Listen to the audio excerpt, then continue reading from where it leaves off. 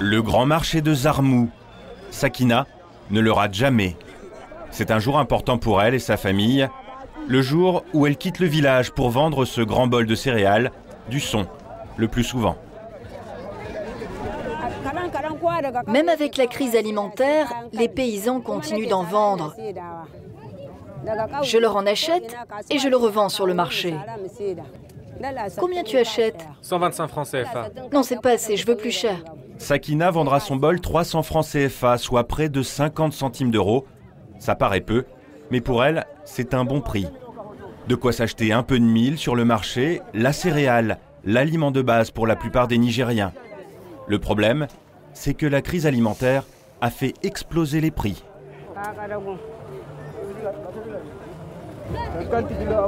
Avant la crise, les 50 kilos se vendaient 4000 francs CFA. Et aujourd'hui? Eh bien, avec la crise, c'est plutôt 11 500. C'est plus 4000 comme avant. Des prix qui ont triplé en seulement quelques mois. Sécheresse, mauvaise récolte expliquent en partie le phénomène, mais il y aurait une autre raison. La spéculation. Bienvenue à Zinder, capitale économique du Niger. C'est ici que transitent et se vendent la plupart des marchandises du pays, le repère des grossistes. Avec son association, Abdounou défend les droits des consommateurs. Le problème pour lui, c'est que les grossistes font ce qu'ils veulent avec les stocks de vivres. Oui, il y a la spéculation. C'est une réalité, la spéculation. Les gros commerçants import-export qui ont les moyens, donc ils gardent ça. Longtemps après, ils ressortent pour revendre le même stock, alors que c'était un vieux stock. Et c'est eux qui font monter les prix? Oui, c'est eux qui font monter les prix. Acheter à bas coût les récoltes aux paysans, les stocker pendant des mois et créer la pénurie pour faire grimper les prix. Nous allons à la rencontre de ces grossistes en caméra cachée sur le conseil d'Abdou. Le sujet est très sensible. Dans ces entrepôts discrets, du mil, du riz, du maïs en quantité, plutôt étonnant, en pleine crise alimentaire. C'est vrai, au village, les paysans, ils n'ont rien. Mais si, il y en a.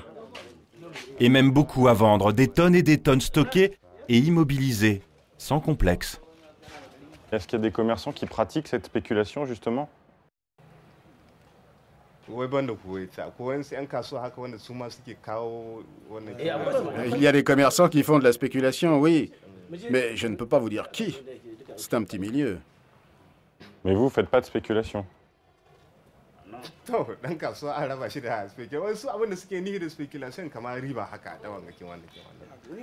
peu. Vous en faites un peu de la spéculation? C'est ça qu'il te dit que ça, c'est même peu. Ces commerçants restent évasifs. Seul un homme va tout nous expliquer, un des plus riches grossistes de la région et du pays. Créer la pénurie, c'est normal. Si le riz ou les haricots sont à 12 000, 13 000 francs CFA le sac, je vais en acheter 2 000, 3 000 tonnes et je vais le stocker.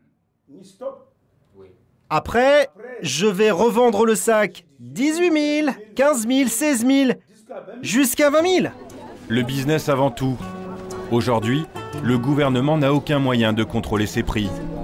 Tant pis pour les 8 millions de Nigériens qui ont faim.